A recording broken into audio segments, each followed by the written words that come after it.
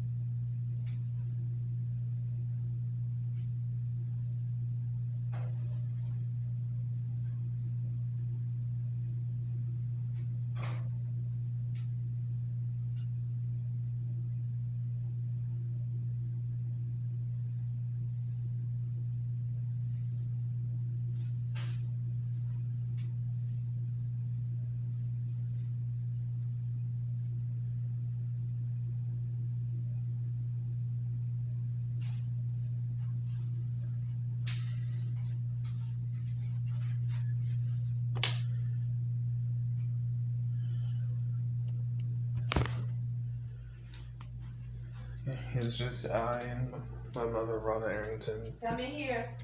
What? Make sure you come in here with the camera. Imani, be creative. It's Don't do that, okay? Be creative. I'm gonna let you.